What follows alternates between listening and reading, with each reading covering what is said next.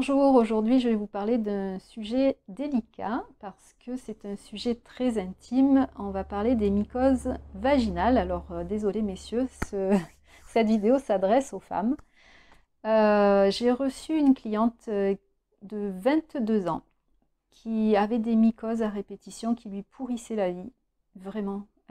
Parce que forcément au niveau du partenaire sexuel c'est compliqué, on n'a pas les rapports aussi fréquemment qu'on le voudrait.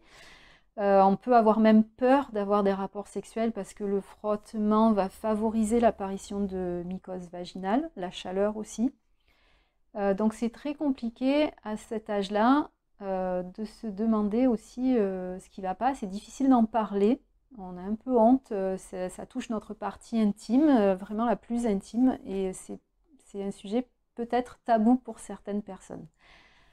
Alors, je vais développer un petit peu le sujet. C'est vrai que voilà, ça peut arriver l'été, surtout parce qu'il fait chaud, parce qu'on va aller se baigner, donc on va garder des maillots mouillés. Et effectivement, les mycoses, ce sont des champignons, et donc le champignon se développe très bien en milieu chaud et humide.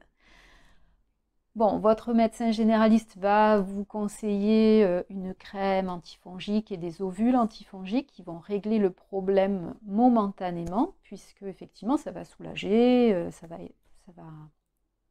on va dire, remettre un petit équilibre sur le moment. Le problème, c'est quand la mycose vaginale s'installe et qu'elle récidive et que la personne que j'ai vue a commencé à avoir des mycoses 3 fois dans l'année, puis après c'était presque tous les mois, et finalement elle en a tout le temps, à chaque fois qu'elle a ses règles ou dès qu'elle a un rapport sexuel avec son partenaire, etc. Ça lui pourrit la vie vraiment, vraiment. C'est très compliqué. Et le problème d'utiliser seulement des antifongiques, c'est que on ne s'attaque pas à la vraie source. Si on fait des prélèvements, ce qui est conseillé la plupart du temps par votre médecin ou votre gynécologue, le prélèvement, l'analyse va souvent révéler à 90% des cas que c'est un Candida albicans. Et le Candida albicans, c'est un champignon, une levure, qui se transforme sous certaines conditions. Et une fois qu'il s'est transformé et qu'il s'est bien accroché sur les parois des muqueuses, c'est vraiment très très très difficile de l'enlever et il va s'étendre et se multiplier. Donc, qu'est-ce que je vous propose moi en fait tout simplement, le Candida albicans est présent naturellement dans votre flore intestinale. Donc à la base, il fait partie du système digestif. Ça veut dire quoi? Ça veut dire qu'il va falloir traiter tout le système digestif et pas seulement du local. Voilà, il va falloir vraiment traiter tout le système digestif parce qu'il peut s'être étendu ailleurs et que pour l'instant, vous n'avez pas les conséquences, vous ne voyez pas les symptômes apparaître, mais il est bien là, il est bien installé.